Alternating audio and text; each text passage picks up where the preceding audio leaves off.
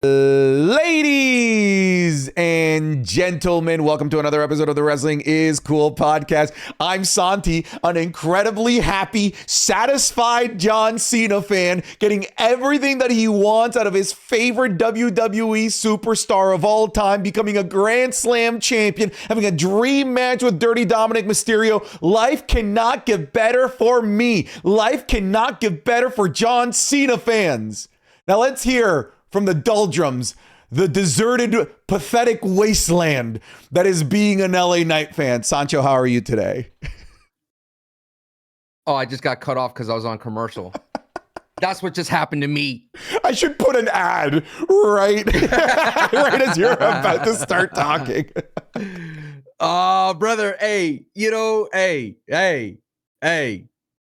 Hey, there's what can you even say? What can you even say at this point? The only time your guy gets is commercial and he gets cut off. You can't make this up, man.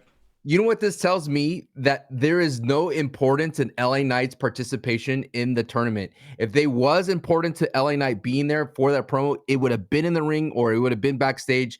Because now it's just the focus is on who's the mystery man. That's the thing. That's the sole purpose of this match. Not about LA Knight participating in the Last Time Is Now tournament.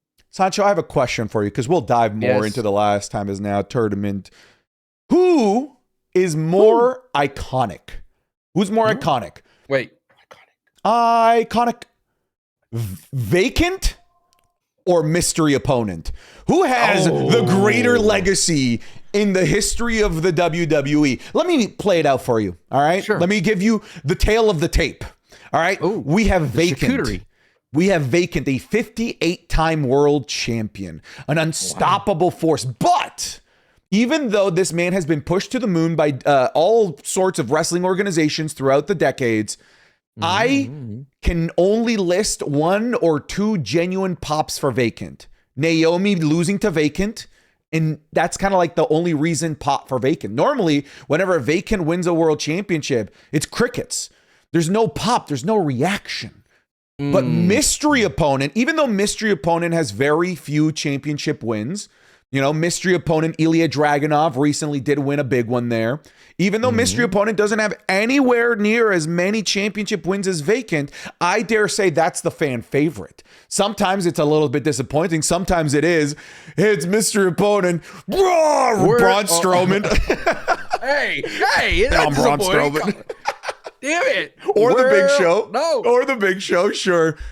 But there's always a genuine curiosity and a desire for mystery opponent. So who has the greater career? It has to be mystery opponent, but I would say depending on what happens at Madison Square Garden for Solo and what happens on Friday night or LA Night, I think mystery opponent's going to take the cake here. Because if they go for the moon, Santi, and we get that Edge and we get that Jericho, hell, if we get Nick Namath, then we're in uncharted territory. Then we're like, oh my God, this should not be happening territory, which is rare air for mystery opponent. It's not so much for Vacant though, you know? Yeah, I agree. I do think they're both Hall of Famers. It is just interesting that one was pushed by the institution and the other one's kind of like the crowd beloved favorite that just hasn't gotten anywhere near as many opportunities. You didn't think about the mystery opponent at WrestleMania when it was like, who do you think's going to be here? Who? And then they start walking slowly like, New Day is going to come in and attack. Who is the face of the WWE today?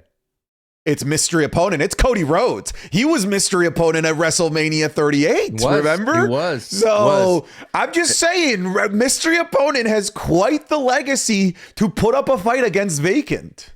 And then boom, boom, wrestling has more than one royal family. Oh man, when that music hit, wrestling has more than one silhouette. Mystery man. Dude, and then it had the Cody Vader too. Remember we got rid of the Cody Vader pretty fast though, but the Cody Vader. I like the Cody Vader. It was good. They brought it back for the CENA. You know, when CENA was bringing up Cody. That was sick. Yeah, dude. Well, folks. Okay, go ahead. You've been waiting for so long. You want to do the rigmarole? Just get into John Cena. What do you want? Quick rigmarole, folks. Welcome to the Wrestling is Cool podcast, coolest wrestling podcast on the planet. You can, of course, be getting this episode 3 days earlier than everywhere else over on YouTube.com. No, that's not where you get it early. You get it early over on Patreon.com/SantiZap. Over there, we upload the podcast early, the Raw reviews. This week's was 50 minutes long. Good Lord. Yeah. And funny enough, I started the review by saying, guys, I'm tired and I'm sick. This will probably be like 20 minutes. I went near an hour. The Raw reviews, the SmackDown reviews, both with footage. Sancho and I comb through the show to show you what it is that we're talking about. The PLE reviews go up there as well. We have the currently ongoing Ryback in review where Sancho watches every Ryback PLE match. On purpose. Yes, on purpose. It's a choice. But dude, did you see that so the other series that I have, we have a parallel series. I'm doing the John Cena World Championship series, watching every Cena championship win, World Championship win, and every World Championship loss. We had an appearance from Ryback on the last one. Ooh, the Forrest Gump of wrestling. Yes, as Reeves was, he's out there with the Nexus, helping Sheamus win the WWE Championship. And then we also have all the completed series like the Rumble in review and the Undertaker WrestleMania match in review. A ton of content on there, over 1,000 hours of available content, even just for the $5, because we don't gatekeep on different tiers. $5 gets you everything that we do there in terms of content. So go check it out, patreon.com/SantiZap. You can, of course, wait for it to appear on free feeds on the Fridays on YouTube and on audio services. That's cool too. But Sancho, I'm so sorry that you're going through what you're going through, but I can't relate because I am through the moon. First of all, I made some money. We made a bet last week. I told you that John Cena was going to have a match in Boston. You said no. I said yes. You tried to put parameters saying that the match had to be this long. You didn't want an Eric Rowan 6-match situation. Brother, we had a full, like 2 commercial length type of match, an iconic match, a legendary match, a match that not only made John Cena a Grand Slam champion, but holy brother, did it elevate the hell out of Dominic Mysterio. I'd like to talk about that as well. But John Cena, my GOAT, is truly the GOAT of GOATs. He is now the never seen 17 and Grand Slam champion and will likely be going down on his back as IC champion, which I think is so cool that he's going to be bringing that championship to his retirement match, which adds just so many interesting possibilities as to what they could do with his retirement match. But John Cena is our Intercontinental champion. And honestly, now seeing how this played out, I was already pretty happy with them running Dominic Mysterio and Rey Mysterio at Survivor Series in San Diego. I thought that was great. In hindsight, just seeing it all play out, I think this was a great call to do in Boston. I think that it was perfect. Like, I wouldn't change anything about this. I thought that there was such a great decision, such a great call, and I definitely want to break it down more in terms of like what this does for Dominic Mysterio. But Sancho, I'm sure you wish this was your guy, that LA Knight was in these types of situations. He's never going to be. Let's face it. It's over. It's over for your guy. Your time is up, and my time is up. Gets cut off. Look here, brother. I'm going to speak as the devil's advocate. I'm not playing the devil's advocate. I am the devil's advocate, okay? Let's just put this in perspective. I love you. I love all Cena fans, especially the ones here. The wrestling is cool. But why slow down the momentum of Dominic Mysterio when Dominic Mysterios were doing so well? Why have Dominic hit the 619 into the frog splash to his finisher to be easily super Cena'd out of it into AA? Those are the questions that I have. Sure. These are the problems that I have with the way it went down. And I'm always a proponent of it's all in the details. Santi, you could have had your cake and had the details done correctly. In my mind, in my way, and yes, it's fantasy booking, I thought would have Cena out Eddie Guerrero Dominic Mysterio. I would have been like, wow, this veteran of a guy, John Cena, was able to outclass Dominic Mysterio and beat him at his own game. I'd be like, that gives it really a nice little polish on it because Dominic Mysterio lost on his own foil. But instead, they went this weird Super Cena route, which I kind of like, I guess Dominic Mysterio's underpowered. But I do feel it does take 2 things away off the table, right? It takes that Dominic Mysterio run off the table into SummerSlam, into Survivor Series, going into his hometown, San Diego, right? Takes the second thing off the table is having Ray beat Dom, being that first guy to slow down the King of Luchadors, being that guy that's the only person that could stop Dominic Mysterio if Ray wasn't going to retire, right? Those are the only things that I'm like, okay, I see the nice golden cloud that you're on, but I'm going to point out that dull silver lining that goes, wait a minute. We lost something here. We sacrificed a Dominic Mysterio. Now, Santi, I did this with Denise already, and she made a valid point. Shout out to Denise Salcedo.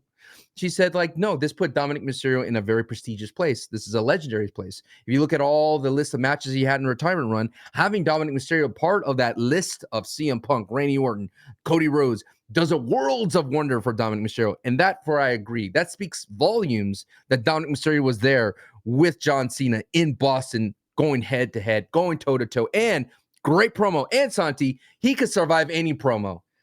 Dominic Mysterio could survive any promo because he's too cool. And at the same time, it got some heat on Dom that was been missing for a while, but it worked really well. Sure. I basically mentioned all of those things that you did in the Raw review, and I basically dismissed all of them because of the context of the current situation that we're in, right? The climate that we're in.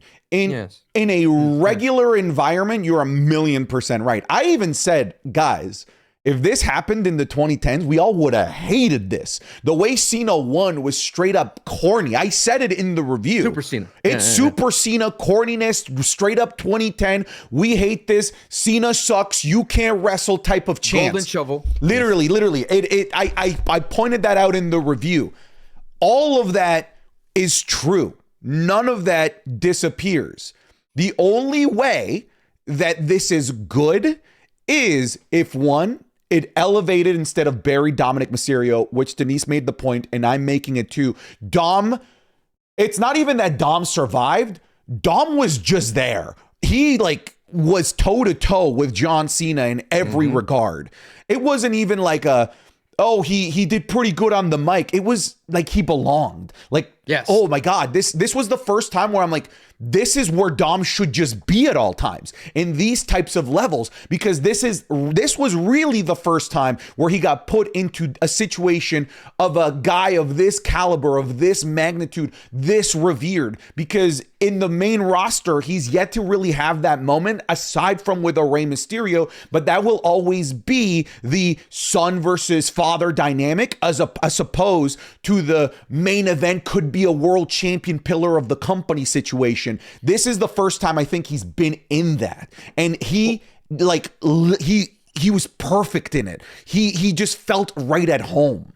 I wanted to quickly jump in. The time when he stepped up against Gunther, that was that other moment too. Remember, it was Imperium and Judgment Day, and he stepped up. We're like, ooh, exactly. And they didn't follow up on it. We wanted more out of that, right? To me, even though he lost the match, I felt they followed up on it perfectly. Like, hey, this is a guy that okay, yeah, sure, he's dirty, he's greasy, but dude, he stepped toe to toe and face to face with John Cena and said, anytime, any place, I whip your ass. And even agreed, hey, match right now, let's do it. I thought that really did work wonders for Dominic Mysterio. The only reason to not hate the ending is the following. If it was John Cena in his retirement tour in Boston to become a Grand Slam champion, check, check, check. That is the only way it's not bad. Because otherwise, I'm with you. What a corny ending, but it only works because of the climate and the environment that we're in. It double works for me because Dominic can now be set off to do bigger things. I think once Dominic is done with this main event run in AAA, it's main roster superstardom. That's it, man. He's going to be able to prove that he can carry a company in AAA while just showing Triple H, who's literally in the ring right there with him and everyone at home, that this dude is also capable of maybe being one of your cornerstones in the main event scene. He lost the championship, sure, but right now even his storyline isn't even about the IC championship. It's about the AAA championship. It is about the family dynamics. I think right now the greater thing to do, which is kind of funny to say, to elevate CENA, because it's already freaking CENA, but at this juncture, at this point, this creates an even more exciting moment for John Cena's retirement match as well. It also sets up that Dominic Mysterio can be trusted for these big moments. That's so huge. That's such a great point. Absolutely. And that's a big deal, right? Like being able to, it sounds so trivial. Can he be trusted, right? You look at Austin Theory. He was given the opportunity. He was given the ball. Could he be trusted in that situation? I don't know that he delivered in that sense. That, and you can't hurt John Cena. Like, dude, that's a scary match to go into, because every match and appearance before the final retirement in December, you can't get hurt, John. Like that's like so crucial. Like you have to trust whoever you're in the ring with to be able to deliver, not hurt you. And what also was really cool is I like the little details of that match, because it felt like, the uber babyface, vanilla babyface, and he was like drawing energy from the crowd. Yeah. He was doing these little details like, dude, come on, Super I CENA. need you. Right. It's Super CENA. And I did like that little Easter egg to Tommy Invincible. Wait, what was the Easter egg? I am invincible. That's true. Yeah. That's he doesn't do things on exit. He doesn't do things You're on right, exit. because he's posted Tommy Invincible before on his Instagram, so he knows who that is for sure. Voices in the air. I hear them loud and clear. You're right, man. What a great way to kick off Boston. The crowd was great. The crowd was on fire for it. They wanted it. I'm glad Triple H didn't do his typical thing where he has his babyface lose in front of his home crowd, or heel lose in front of their home crowd. The only thing that I have, and I don't want to come off as complaining, these are just observations that I have. That's what we do. We observe and we comment. These are the observations that I have. And I'm sure you observed this, but why are we kicking off with Triple H? Oh my God, I said the same thing, dude. We're on the same wavelength. I said the same thing. I said this moment didn't need Triple H. It just sort of felt like he was just there to like make the match, just to like feel the moment. I actually said in the review, this from like a narrative perspective, like Dominic's story of putting his foot in his mouth, getting other people included in matches and making those people lose their titles like the Judgment Day. Who has that story been revolving with? Adam Pearce. I know Adam Pearce is nowhere near the name of Triple H, but that should have been Adam Pearce to be the one to fully take Dom's foot and completely shove it down his throat and force him to defend the Intercontinental Championship. And in the Triple H promo, look, I get it. He said some nice things about John Cena. That was a man trying to elongate an essay. This man right here, he's the greatest of all time. Some might say he's greater than the greatest of all time. Me personally, I would say that he is the greatest of all time. It's like, dude, get to the fucking point. He literally said, and I know what makes a great wrestler great, because I know from an in-ring talent as a booker. Like, all right, guys. Yeah. All right. He took way too long out there. He did. And my mind was like, why don't you just start with silence? John Cena's music hits. Like that would have been like the biggest pop of all time, right? If they just did that. Let the audience go, ooh, is he gonna come out? And then bam. And then have Triple H come out and interrupt, like have Dom come out, then have Triple H like, you know what? That's a great gentlemen, this is a great idea. We're gonna have this anytime, any place. How about any era? How about more than now? So I agree. Actually, I think it would have hit harder if it was Cena comes out, silence, he comes out, he does his thing, Dominic comes out, he does his thing, and then the music hits. Then the guitar strum of Triple H's music, he makes the match. Triple H was out there to steal the limelight, bro. Yeah, I think he was just there for the zip line. He was getting the rub. He was getting the rub. That's so funny. We free drinks at the bar, like, hey. Open bar. We said the same thing. That's so funny. He's like you dressed white on a wedding. It's not your wedding. Get out of here, Triple H. You're not the bride. Get out of here. All right, so now that has John Cena as Intercontinental Champion, so that puts him in Grand Slam territory. Funny enough, I've always been saying he doesn't need this, and I still don't think that he does. I don't think that the Grand Slam accolade is something that was so desperately missing from his career that it needed to happen. I'm still glad it happened, but I don't think that this is like, oh yeah, now this is a truly perfect retirement run. There's still going to be a lot of problems with it. Can you name the Grand Slam champions of the WWE? Oh God, no. I know The Miz is a Grand Slam champion. Let me think. No, Randy Orton is a Grand Slam champion. Let me think here. I don't think. Oh, Kurt Angle is a Grand Slam champion. These are the list of people that I have here. Let me help you out. Now, I don't know the validity of this list. This is from SmackDownHotel.com. So I love that website. I actually love that website. Yeah, they're pretty thorough. According to this, Big Show is on the list. Of course, yeah. Okay, that makes sense. Okay, here's the order of the people who got the Grand Slam from the oldest to current. All right, let's go. Number 1, Shawn Michaels. Okay. Number 2, Triple H. Yep. Number 3, Kane. Number 4, Chris Jericho. 5, Kurt Angle. 6, Eddie Guerrero. 7, Rob Van Dam. 8, Booker T. 9, Jeff Hardy. 10, JBL. 11, Christian Cage. 12, Big Show. 13, Edge. 14, The Miz. 15, Daniel Bryan. 16, Jon Moxley. 17, Roman Reigns. 18, Randy Orton. 19, Seth Rollins. 20, Kofi Kingston. 21, Rey Mysterio. 22, AJ Styles. No, this is this is a dip. No, I think that's the championship slam, which is like every rung of singles titles, which is like a world title, a mid-card title, a tag title. Because for example, JBL never won the World Heavyweight Championship, the big gold.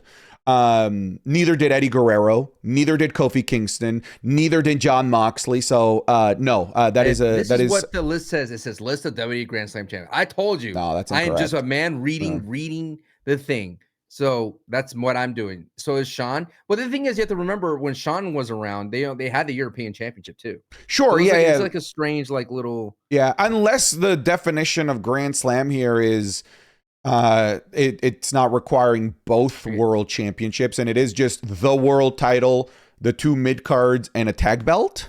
Let me read you what they said. Their parameters.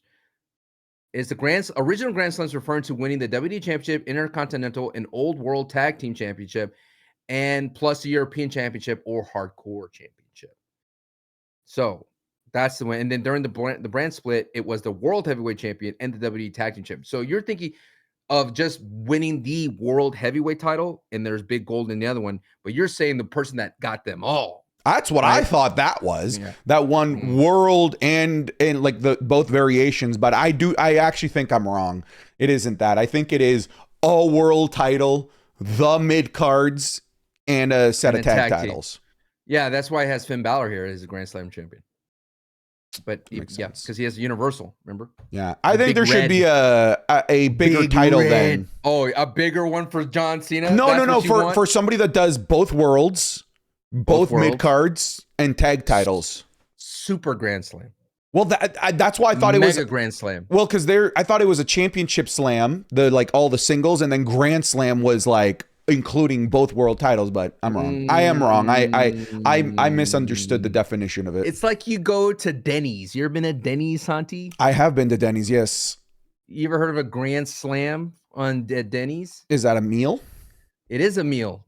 It comes with 2 pancakes, 2 eggs, 2 bacon strips, and 2 sausage links. And damn, dog. That sounds good. That sounds good. Yeah, according to this, then Christian is a Grand Slam champion as well. That's what I said. I read the list. I know. It's just kind of it's a less prestigious list than I originally thought. So why eat up Dominic Mysterio's run for this unless... Now we're uncovering the a la mode here, the 7-layer beating dip. Yeah. What are they going to do with the IC title, right? That's the most important thing here. Can I give you my fantasy booking? Jump in, brother. The water's warm. My fantasy booking is Gunther. He's going to win. I'm trying to be realistic with this, by the way. I do think that Gunther is going to win this. I think it's almost a sad foregone conclusion that it's going to take the greatest Intercontinental Champion of all time to put down Cena to win back that Intercontinental Championship. Gunther will win. Gunther's the greatest IC champion of all time. Okay. I'm sorry. Are you disagreeing with that? Are you basing that just on length? On how good his reign was. There's no one that had that good of a reign. It wasn't even just length. It was the best reign anyone's ever had in terms of matches and match quality. If the belt's not white, that's not Intercontinental to me. Oh, well, if he would have been like when I think of the white, that's just you're just being an old head. You're just being an old head. Can I tell you about HBK? Now, Gunther's the greatest Intercontinental Champion of all time. He had the best matches throughout his entire reign as Intercontinental Champion. Like it's length as well. You're not, because I'm right. Yeah. Okay, so Gunther takes it off of Cena, and then honestly, man, you know what I want? Gunther Sheamus for that IC title at WrestleMania, so some people are like, have Sheamus win it off of Cena. And I've had this conversation before. Sheamus and Cena have legacy with one another. I understand that. Mm-hmm. But Sheamus's chase for Grand Slam, Sheamus's chase for the Intercontinental Championship specifically has always been a Gunther storyline. So for him to win it off of Cena, that'd be cool. That'd be great. But it would be a better full circle narrative for Sheamus to do it off of Gunther at WrestleMania. That's my personal opinion. I understand. He that's his personal ghost. I agree. He needs to exercise that demon. The demon in your dreams. I eat sleep. So you don't see a scenario where Dominic runs the table and gets a rematch? No, because I think that the finals of this John Cena thing is going to be at Survivor Series. I think that's going to be one of the Survivor Series PLE matches.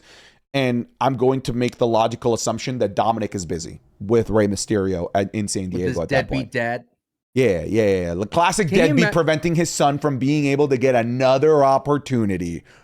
Were you expecting Rey to be like, hey, can I get a championship opportunity an hour later? And it didn't happen. I tweeted that out. They did the whole same thing. The whole the celebration in the back. They should have done it. So close. At least go like, I'm just kidding. You remember? That would have been great. You crushed my dreams, John. I did it for Eddie, and then you came and took it away. You remember? It was that's what I mean. Like that 2010, 2011 era of Cena. Had this happened in that era, it would have just been annoying and frustrating what he did to Dom. But he did it to his son too. Mm-hmm. Father and son. Buried him with the golden shovel. Little family mausoleum, baby. All the mysterious. You know what we need? What we need to solidify this, to make it full circle.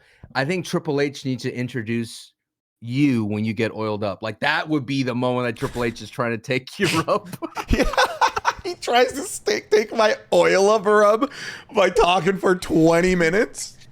This guy, he made a deal with Jelly. I remember when Jelly came to me and said I need to come off the top rope. And I said, why you need to do that, Jelly? I need to get Santi to oil up. So I told you about what I think is going to happen with Cena's IC championship reign. What do you think?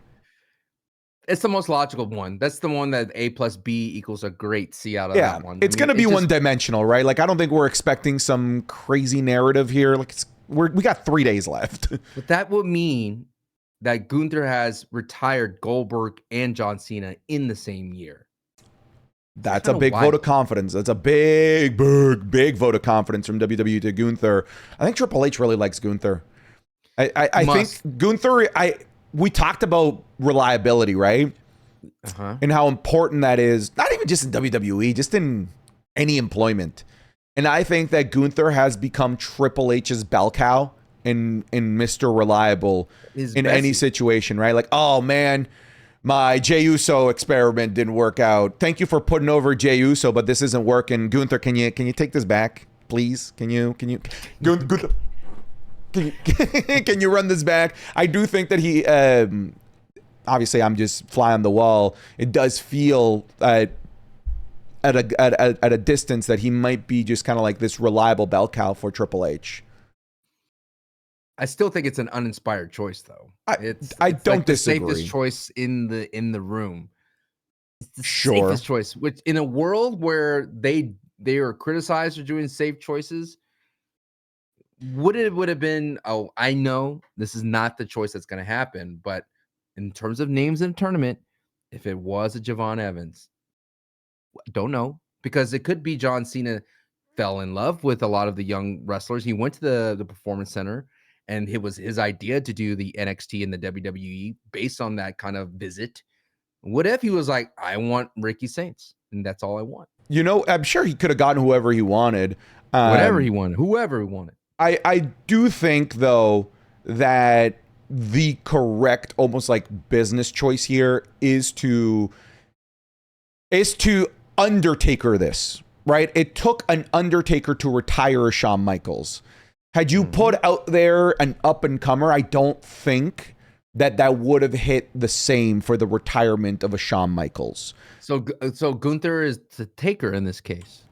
Who was Mr. Reliable in 2010s? I'm not gonna get the same heat as you did for calling Roman Reigns the next Undertaker, even though that I understood the context and I agreed. But remember how everybody just went down your throat? But perhaps, him, yeah. Sure, like he's kind of like the big match reliable dude that WWE can trot out there at any moment and have a solid match with pretty much anybody. I just don't think that, you know, I love Javon Evans and I love everybody working down in NXT. Dog, that is almost aura overload to try and take on. Like, I just don't think that somebody in NXT has the ability to be able to take on that. Also, when you're in NXT, I get that there's some amazing NXT talent, but we know how WWE is. We know that WWE could just on a whim be like, this guy just isn't working for us anymore. Oh, you got called up to the main roster, but like, we're just not interested in using you anymore. That happens all the time. And I would hate for the guy that beats John Cena to ultimately not end up having like a long run in the WWE. Gunther has recently been re-signed. Gunther is clearly a guy that WWE will continue to use moving forward. So he's going to be a sure thing for WWE to get a benefit from as somebody that can get elevated by this. I do see where you're coming from, Cena, maybe like wanting to work with these younger guys. And I think that that's probably the happy medium of like, hey, for my show, let's do NXT versus main roster and exhibition matches. And I talked about this in the review, patreon.com/Santi's app. Brilliant. And I'll tell you why this is brilliant. Not only because it gives us great matches and it will get to showcase the future of the next generation of WWE superstars, but because now this gives us the ability to do no consequences matches, just fun matches. And what I mean by that is that this is not the place to do championship matches. This is not the place to continue storylines, because no one is going to give a singular shit about anything else that happens on that show from a narrative perspective, aside from John Cena's retirement. So why try and advance Damian Priest versus Aleister Black for the 7th time at this show? Like, no one's going to be paying attention to the narrative beats of that. No one is going to care about the story going on there. But if you tell me, hey, let's run Obafemi versus Cody Rhodes as an exhibition match, you know, low risk, just a cool exhibition with no narrative parameters that people have to get themselves invested in, hell yeah, this is the place to do it, because my emotional investment is going to be in the Cena retirement match. All of it. I'm guessing there's going to be 5 matches, maybe 4. Right? I hope it's 4 exhibitions and one in the Cena match. So who do you got from NXT? And then we'll pair them up with WWE for this. Okay. My first question. Okay. But before we get to that, my first question is do you involve Javon Evans here? Yes. Okay. The only, and I would too, the only argument I'm willing to hear is that we have seen Javon Evans already on the main roster multiple times now, and we're going to see him again, right? So maybe we should focus on talent that hasn't been showcased to the main roster yet. That is an argument I'm willing to listen to. But also, if you want the best of the best, Javon Evans should be there. But for me, it's like this is the thing that people will go to because it's the last PLE or mini PLE, whatever you want to call it, that John Cena. This is his last appearance. If it was a DVD or a tape that's physical, that's going to be there, you would want Javon Evans on that tape. I agree. You know what I mean? I was just trying to be devil's advocate. What's an argument that I think makes sense, I couldn't shoot down genuinely. Aside did from I call myself the devil's advocate at the very beginning of the show? Did. I'm in bad straits when LA Knight's not doing well. All right. Dude, you just become just negative Nancy the whole time because LA Knight's it's not my fault. And I realized we're both wearing blue and red. I look like I'm on Monday Night Raw. You look like you're on SmackDown.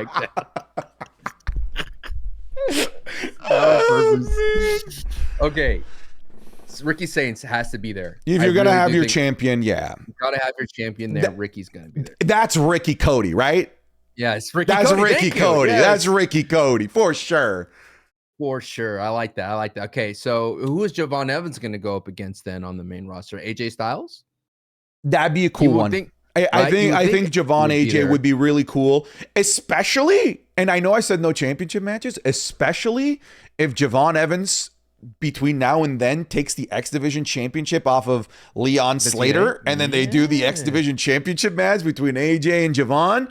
I almost don't want that because Leon Slater fucking rocks, and I don't want to see him lose the championship. The 450 Swanton can't be beat, man. Okay, can't be beat. I like the idea of AJ Styles versus Javon Evans. I think that's a great one. If they're willing to bring in Jeff Hardy for this, Jeff Hardy, Javon Evans would also be a really fun exhibition dream match there.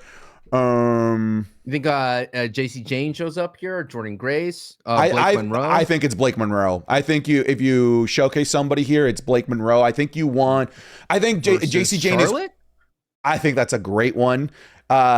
Tiffany Stratton would be cool too. Blake Rhea Ripley? I think Rhea Ripley's the best choice. They're just so polar opposites, right? I think Rhea Ripley's a great choice and huge star power, right? We're trying to bring the biggest names of the main roster. Yep. Right? It's like you said, right? If aliens come in, civilization has ended, and they find your tape. They said they bring me the history of humanity, and somebody brings in John Cena's retirement show, right? You want them to see the biggest name in women's pro wrestling right now, and I think it's Rhea Ripley. Ripley being part of the show, I think, is the right call. There's obviously other big marquee legendary names like Charlotte, Becky Lynch, but I think right now, the bell cow of the women's division, who WWE is building around, is Rhea Ripley. I think that's who they're going to pick. Rhea Ripley, Blake Monroe. Give me that. Do we get like a triple threat, fatal four-way here to smash more people in, maybe? It's possible. Yeah, it's possible. I think we get a Braun Breaker. I think Braun Breaker could be on that show. I don't think so. I don't think so. Randy? You think Randy could be on? Randy could go up against somebody, right? If the aliens, you have to have Randy on this show. Who's Randy face? Ethan Page? Yeah, I think Ethan Page is a dope choice. Ethan Page, Oba, or Trick are excellent choices here as well. That's why I would consider here. I'll take Ethan Page. Do you think that they're willing to do the boys from Dark State, a tag team match? No, you're not feeling Dark State. I agree. I like the fellas from Dark State. Saquon Sugars. Oh my God, what a talent that guy is. But I don't think this is the right place for them. I don't think that they're worthy of the alien tapes. No tag team match then. No tag team match. Show me your goat. Take me to your lead. This is our goat, John Cena. Somehow Nathan Frazier is now our goat. We present Nathan Frazier to the aliens. I just figured out why John Cena follows everybody on X. This man is planning to run for president one day. He's going to use his X account to be able to infiltrate everybody. Dude, Cena. Okay, he played a president in a movie. Did you see it? No. Yeah, he was a president with Idris Elba was the prime minister, and they're okay, but like real life, like let's say you're a resident of country X. Wouldn't it be pretty cool for you? Sorry, you're a resident of country X. Wouldn't it be pretty cool for your president the representative of your nation and your people to be John Cena. Send this guy out to war. Dude, there were kids back in 2011 that thought he was the one that took out Osama bin Laden after the announcement at Extreme Rules. That's the president right there. Just run the tape over and over again. Good old John Cena. Rise off into the sun. Becomes our 46th president, I think. I have no idea. Yes. I'll take him as Canadian Prime Minister. If y'all don't want him, he can, because you don't have to be born in Canada to be the Prime Minister. So you can, at least I don't think. I don't know. Quick detour. Shout out to Chelsea Green. Wow. Yeah, you want to talk about that? Yeah, let's talk about that. Okay. Julia getting squashed in 2 minutes by Told you, Chelsea Julia Green. was fooling you. Wasn't I wrong?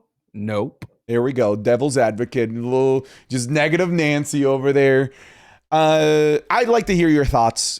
You brought up the topic, so I'd like to give you the floor. Heartbreaker, Foxy. I think it's a detriment to what they were doing with Julia more so than Chelsea Green.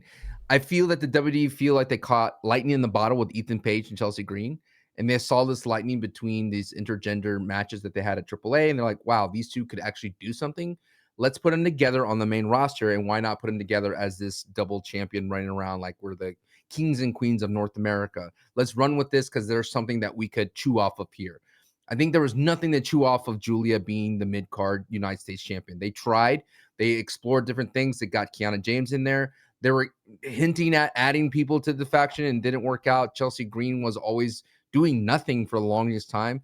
And I just feel like this is more of a choice of, ooh, Ethan Page gets to play on the main roster more than anything. And Chelsea does benefit by being this champion, and she just excels so much as being an annoying champion. And if they got a little bit of an idea like how they could book a heel champion like Dominic Mysterio and just push it over to Chelsea a little bit, why not? I do feel like it's like a bummer for Julia fans out there. And I think Julia got called up too early. She got called up and was given the keys to the kingdom way too early. And this is the exact problem they had with Motor City. They have the exact problem with Motor City. They gave those boys the belt a couple of weeks, dare I say 1 week later, they gave them the belt, right? They had a match.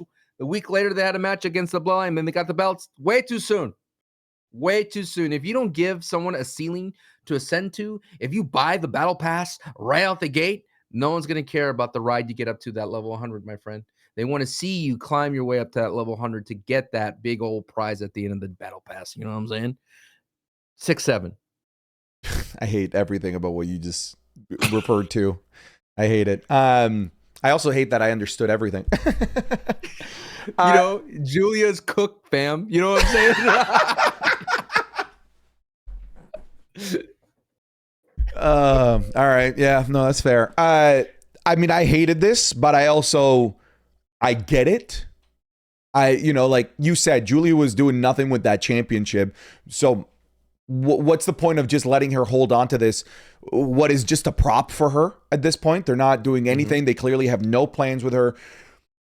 Then, that let me be the devil's advocate. Let me put on the horns. Oh. Why even give her the championship in the first place? Why let her lose in this particular fashion as well? And also, I'm a big Chelsea Green fan. This solves nothing. The problem wasn't who the champion was, Sancho. The problem wasn't that Julia was the champion. The problem wasn't that Zelina Vega was the champion. The problem wasn't that Chelsea Green was the original champion.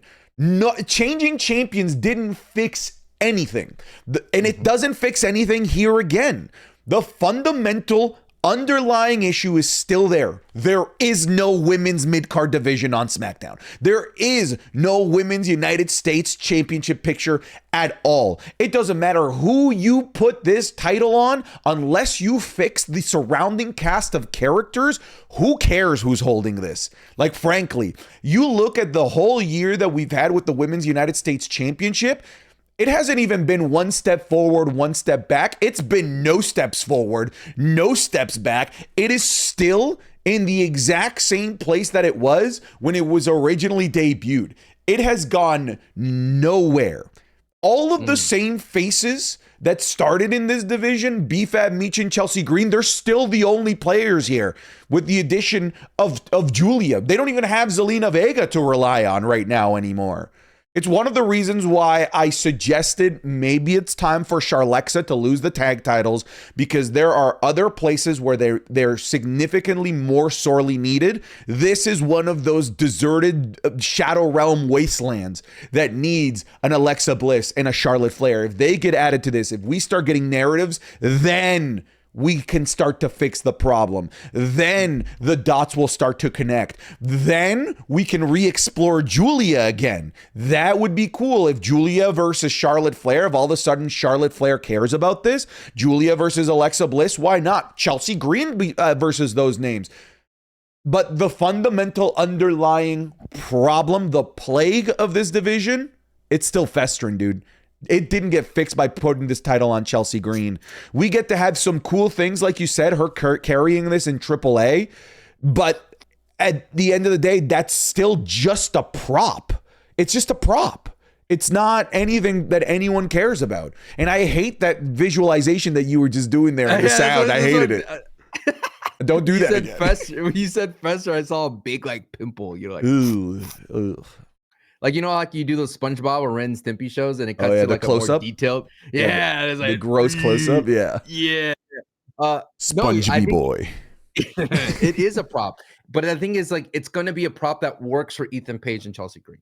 I think that's a great point. Obnoxious with it, right? Yeah. They're going to be as a prop. Take over. If you're just going to use it as a prop, you're better off with it being on Chelsea Green. Sure. I think I agree with that statement fully. What they're going to do is they're going to Becky Lynch should do. There's a big leak in the division. Just slap a main eventer on that mid-card title and bam, fixed. So if Charlotte and Alexa run away with it, you're right. They're going to look so. It already looks like momentum. They're going to be insert because there's another division that's sorely in need of talent, which is the Women's WWE Championship.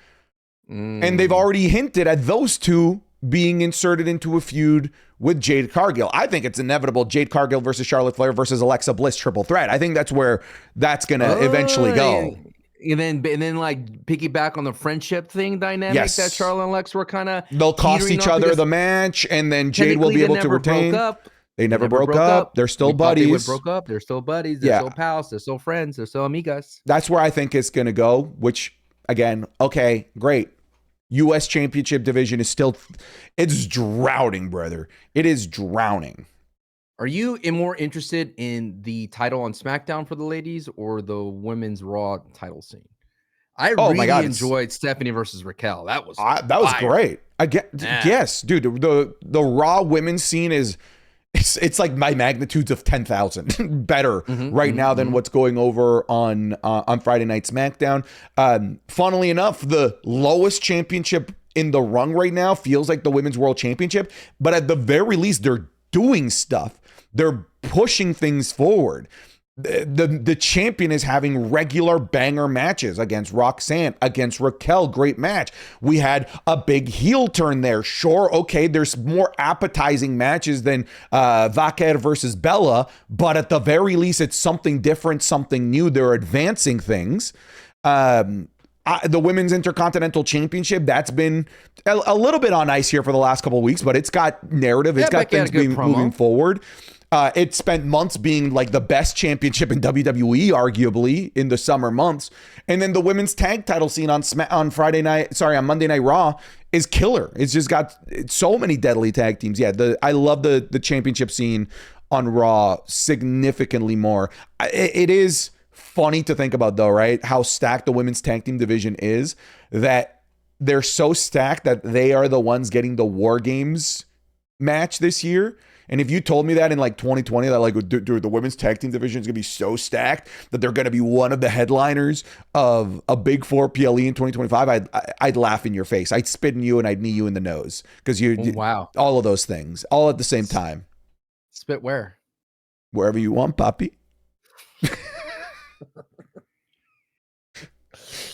Hey, but you could look, but you can't touch. All right. Nikki Bella is here. Heel Bella, which was the most clearest telegraph punch ever. About freaking time. I don't think anyone was buying the crappy Degrassi level acting of all of the glazing of like, oh my God, I love your hair. You're so amazing. You're the greatest wrestler ever. You're so good at this. You're so impressive. Oh my God, I love you. You're so good at this. One thing I want to point out though is I got to give credit to Denise again. She said like people are going to overlook that Nikki Bella, who has a Bella army that absolutely adore her. They're young fans. For her to turn heel is a kind of a big deal. And it's a big for at least in Nikki's universe, for her to turn heel. And at the same time, to do it for Stephanie Vacchetta speaks a lot for the reverence she has for Stephanie Vacchetta, and Stephanie Vacchetta being the future of the WWE in that aspect. You know, that is a big deal for that. I know we're like, it was telegraphed, but we gotta give Nikki Bella some props, okay, but like, you know what'd be worse? If they telegraph it and do nothing with it for years. I'm looking at you, Austin Theory, right? Looking at you, New Day. Yes. The Austin Theory one's like the most egregious because it was so telegraphed, right? He's becoming a fan favorite. He's placating to the crowd, and they just do nothing with it, right? So that we've seen worst case scenarios. Sure, this was telegraphed and it was obvious, but like, I'm glad they did it, you know? Like, okay, good. I'm glad that you actually did something with it. So I guess there is things worse than LA Knight right now. It's being Austin Theoried. Well, who's telling you that? Missing. What I'm thinking is that he is being Austin Theoried. You just can't see it yet. You just can't see it yet, brother. Austin, they're expecting one of us in the wreckage. Yeah. Dude, that scene is so bad acting for the other guy. The guy from Game of Thrones, man, with what's his name? The guy from Game of Thrones that owns a brothel. What's his face? Oh, that's Littlefinger. Yeah, that was Littlefinger in the plane, dude. Who are you? You're a big guy, huh? That was not Littlefinger. Yes, that was Littlefinger, 100%. Hold on. All right. Google Game of Thrones, Littlefinger. There's no way that was him. All right. So actor is Aidan Gillen. Why are you doing this so like the long way? Dark Knight Rises, Game of Thrones. You're right. Okay, hang on. No, I'm doing this the correct way. Okay, so filmography. We're here. All right. Nice. Let's see. When did the Dark Knight? Okay, yeah, he's in it. You're right. He's like, who are you, some big guy, huh? So top. Yeah. And he's like, I'm CIA. He does that with his. They cared so much about the stunt and not about the writing in that scene. Except when he goes, who are you? I remember the first time I saw that movie. I know we talk about Dark Knight a lot, Dark Knight Rises, but I was like, what is he saying? I couldn't hear a word. That's Nolan, though. That's Christopher Nolan movies. The first release, you couldn't hear anything. And I remember they went back and layered it so you could hear. But that first night, opening night, you couldn't hear a tough, word. Man. It was tough. Did you ever watch his other movie, Tenet?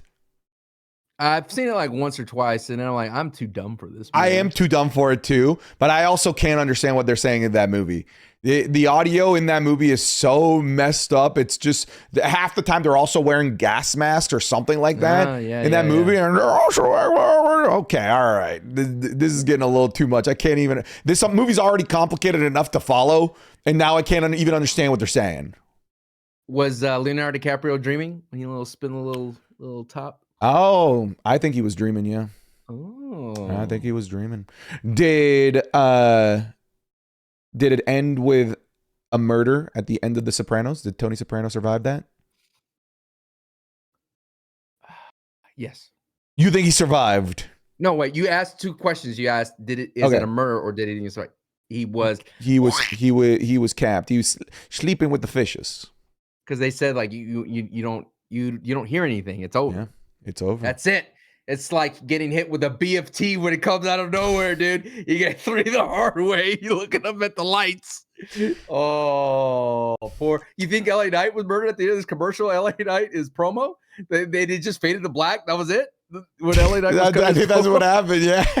Someone needs to put that Journey song. Boom. Don't stop. Okay, one last question regarding the whole Julia thing. It's fool you. What do you do with her? Like, genuinely, can you even fix this? Because people are like, oh, this means she's going to the main event. How are you even connecting those dots? How can you realistically take her seriously as a main eventer with how this went. I genuinely don't see how you can even make that leap. Oh, she's going to join in War Games. If realistically, if you're the heels, why would you want this loser on your team that lost in 1 minute and 30 seconds? This does so much damage to Julia that this notion that they're planning bigger things for Julia to me seems just so far-fetched. I don't want it to be wrong. Sure, whatever. I'm willing to suspend disbelief, and sure, all right, Julia main event scene, I'm down for that. But if you had plans for her in the main event scene, wouldn't you want her to go out in a better way than this, than getting rolled up in a 1 minute and 20-second match? I got you. You come to the right place, my friend. You want fantasy booking? Hit me. I'm your guy. She has to blame Kiana James for everything, right? It's Kiana James's fault. So she has to annihilate Kiana James. I'm talking about like, oh my God, there's a problem with Julia type of vibe. She needs to, I'm talking Crimson Mask, I'm talking pipe, I'm talking whatever you want to do, right? Jacob Fatu laying down with teeth on the top floor type of situation. We need to put Kiana James in a little ice a little bit, have Julia run all over that SmackDown division angry, like really mad, strong styles. Have her do all that. And then when Charlotte or Alexa gets the belt, then have Julia be the first person to challenge after that fact. You'd be like, ooh, we've seen Julia run roughshod. Julia has been destroying everybody. Maybe we can send her down to NXT and start wrecking people, right? She's furious. So what you're suggesting is we build Julia. Build her back up. But you're saying build back up, but she was never built to begin with, is partially the problem. She was built with no foundation, my friend. I agree. What I'm trying to simplify what you're saying is we do what we should have done with her from the beginning. What they should have always just done with her, instead of this just meaningless championship win in a division that has absolutely nothing going for it, no foundation. As you said, first of all, she shouldn't have been called up in the first place. Okay, I think we all agree on that. Is her performance so far Darko-esque? In what sense? Part of a draft class, LeBron James, Carmelo Anthony. Okay, so I was first of all, I was asking like which Darko? Are we like talking Donnie Darko, or are we talking Darko from the NBA? NBA Darko. Okay, gotcha. Darko-esque, that's crazy. That's gonna go over so many people's heads because he's just gone, right? The new age NBA fans have probably no clue who the hell Darko is. Right now, it's feeling pretty Darko. I won't lie. It's feeling pretty Darko, but I'm hoping that this turns into a flourishing late career, like an Aaron Gordon. You know, Aaron Gordon was considered a little bit of a bust initially at first, and then he started to flourish. Now he cooks in Denver. You know, it took.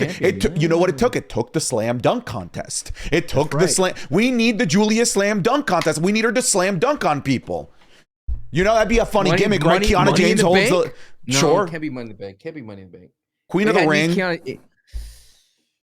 Or we could do a literal dunking gimmick where Kiana James holds the little net behind people and Julia just comes in and like dunks a basketball over them. Oh, I love those memes. Yeah, you've been Julia Goulia'd. And then... Ooh, Julia is no longer fooling you. But I think Kiana James is a piece of that puzzle. I think they discovered, at least, if you want to look at the silver lining, is that Kiana James could do something on this main roster. There is a place for her. She's good. There's a place for her. She's a good backstage presence. She's a political, like, wheeling and dealing type of character that could work in different ways. I wish they explored more of it to show that she's a little bit ahead of the game, that she's a little bit smarter. Run me a list of political like backstage politic characters that do well.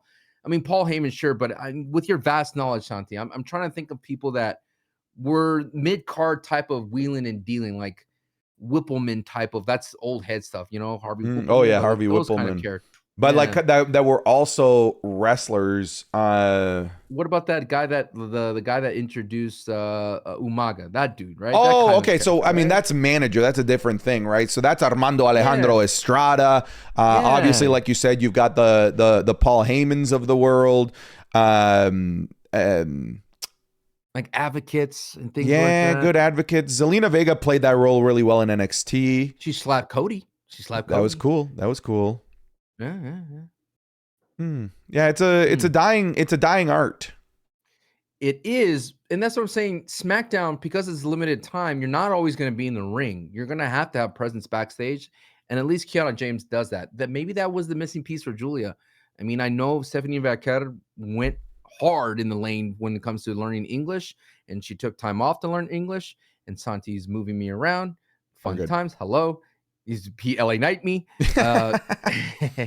So, maybe Julia. Maybe they're like, hey, you gotta put some work in. We're gonna take the belt off you. Go hard in the paint to learn some English. We'll get some better promos. I'm not saying like she was bad, but maybe she's not up to WWE standards in terms of being able to cut a promo. But at the same time, when it comes down to different languages, Italian, which is the one she speaks in Japanese, those are really tough languages to get over more so than Spanish. In America, at least. Yes, I agree. In America, for sure. Because if you want to hear what chant, just let a wrestler cut Japanese in the ring, which is sad. It's true. It's Japanese an annoying is one trope. of the coolest languages in the world. And it in is. Here, what? You would? They always what Triple H as well. Dude, that was funny. The Triple H just tried to no-sell the what's. He deserved to get whatted. He deserved to get See the sign whatted. right behind him? Triple H sucks. Yeah, it just sucks. I noticed the guy, though, when Triple H turned around, he went, Cars, you don't want any of that smoke, man. You don't want to play the game. I thought about that in the back of my mind. Like, what if we kept getting bigger and bigger, right? We get invited to the tuxedos or black tie events or whatnot, and we're there, and then all of a sudden Triple H it's in front of us. And he's like, "Oh, I heard about you guys. Wrestling's cool. What do you tell him? Like, what do you say? All you got to do is just glaze, dude, right? Oh, I appreciate it, Triple H. I absolutely love you as well. You're one of my favorites growing up." I will say, like, if I ever ran into a wrestler, right, that I've talked about, like a Dijak, yeah, or a Jelly Roll, yeah. No, I'm saying more so that like I've criticized. I don't think I've ever criticized in a disrespectful manner, and it might be jokey, right? From time to time, but I certainly don't take it to the place where I'm attacking the human. If there's something I don't like, I am criticizing the on-screen character, right? Yes. If I ever ran into a situation where somebody from WWE or AEW is offended over my criticism, I would think less of them. Like, you're offended because I criticize your fake online, like on-screen persona. Dude, that's embarrassing. It is. Like, don't get mad about that. That's if I said something terrible about you or about your family or got personal, sure, be pissed, be angry. But like, if you get mad over somebody providing negative feedback about your fictional character, that's embarrassing. You're about to get down payment to oblivion. Francis is coming for you, brother. No. Dude, I think he could get you up there. Oh, yeah. Oh, my God, yeah. First of all, I'm athletic. I could jump. But what do you mean? What do you mean? What's your vert? I haven't been able to test my vertical in a long time. What's your box jump? I don't know. I used to be able to dunk. Okay. All right, okay. You are 5 foot. Yeah. I am not 5 foot. I am 6'2". Stop it. Well, I'm 6'1.5". I round up to 6'2". So your vertical is not that impressive because you're already a tall boy. I mean, 6'1" isn't a simple dunk. Okay, I was 6'2" when I was single, 6'1" as a taken man. Oh, you lost a couple. You're shrinking in your age there. Yeah, it is what it is, man. First, it starts with gray in the beard, and then you start getting shorter. And then your childhood icons start retiring. John Cena, Rey Mysterio, AJ Styles, and then you die. That's life, bro. I really just jumped right to death. You literally shoots and ladders that one, brother. You went all the way to the end. All the way to the end there, brother. Did you play any high school sports, or were you you were fully drama geek, right? Oh, slow down. I was a theater kid most of my career, but drama geek. I did play sugar-coated drama kid. Geek. I didn't say drama king either. I said drama kid. I'm the king. Theater kid. Theater kid. All right, theater geek. Go ahead. I played freshman year of football, but I didn't like play the season. I played like the spring going up to it into sophomore year, and then I left to a different school, and they needed theater kids, and I was like, cool. Just say no, bro. The answer is no. You didn't. You are not the athletic specimen that you were looking at here. Did you play badminton? Are you talking about your badminton career? Dude, I played every sport, but the one I was most successful at was badminton. That is how it went, man. That is how it went. And trying to get that birdie, bro. That's what it was called. Some people call it a shuttlecock, but I was a birdie guy. Oh, good times, man. I had a couple articles in the local newspaper about my badminton performance. I'll have you know, Sancho. I'll have you know. Oh, you're speaking to a local badminton legend. You sound like Al Bundy, dude. You're in Polk High, dude. How many touchdowns, big guy? How many touchdowns did you get? 2 touchdowns? Look, Santi, you want to be a legend, but there's only one legend that's being suppressed. Okay? Tell me. And once again, not only this man was commercialized, but he's not in war games, okay? He's not in war games. We keep forgetting this most important thing. This is another Survivor Series once again, when the guy that has been feuding with the guy who is the team captain is not in war games Hawaii. When you saw CM Punk there, come on, I'll take 4, 5 of you, including you, Paul. That's 2 of you. And here he comes. Everybody from Logan Paul in the division. By the way, I thought Braun Breaker should be the one leading the division. Yeah, that was weird. Paul. I agree. But I digress. Out comes the vision towards CM Punk, and then Jay just pops in out of nowhere. You're like, okay. Yeah, he just spawned in. He just spawned in, like, all right, I guess. And then, like, okay, Cody, sure, why?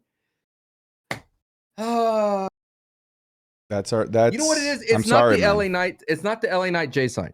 That's too basic for this. Maybe you think there's something deeper here? 1 week suspension, no mention, sure. There is something deeper. And you know what it is? I thought of it. It hit me like a ton of bricks.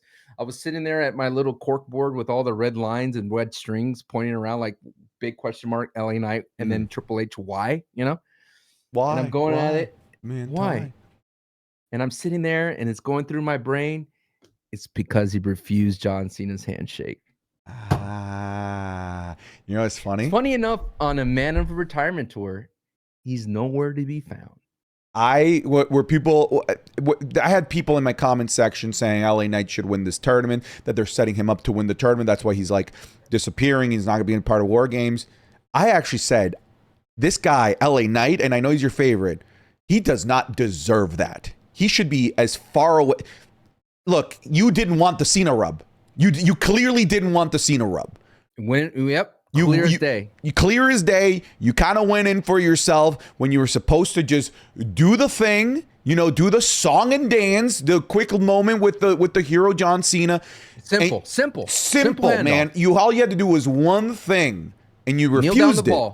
Kneel down the ball, bro. And you refused it, and now because of that, first of all, I think it's kind of insulting he's even in this tournament. He shouldn't be in this tournament. He should have nothing to do with Cena after what happened there. It seems like even you're agreeing here. He should be in War Games, though. He absolutely should be in War Games. But it's pretty clear as day that he's in this tournament just to get fucking mauled by whoever mystery opponent ends up being. Dude, I think we'll have a better idea, better outlook on LA Knight's long-term career and what's left in his time in WWE based on how this match with mystery opponent goes. If he gets squashed by Inoba, bad sign. If he loses to a Joe Hendry, brother, it's over. If you're losing to Joe Hendry, a non-WWE guy that's like a comedy act, cooked, done. It's over, bro. It's just a matter of time until we see the news of LA Knight has left the company. That's how I see things. Doom and gloom, sure, but I also don't think it's far out of the genuine realm of possibility of what we're dealing with here with LA Knight, because it's just so bizarre. Like, why is Cody in this War Games match? Make it make sense, which, by the way, I know they released Jesse Ventura, but now Joe Tessitore said the line, make it make sense on this episode of Monday Night Raw. Little ode to our boy, make it make sense. It doesn't make sense for Cody Rhodes to be in this match for multiple reasons. One, he is nowhere near this feud at all. Why was he even out there? Two, he literally cut a promo after dealing with the Seth Rollins stuff that I'm here to focus on SmackDown only moving forward. Then why are you on Raw dealing with their War Games? I don't get it. Why are we going to have both champions again on the same team? You also got this other thing going on with Drew, Damian Priest, Aleister Black that would have been far more interesting to do a War Games. If they're willing to shove all of that aside to just shoehorn Cody Rhodes into War Games, dude, LA Knight's not getting in this. There's no room for LA Knight here.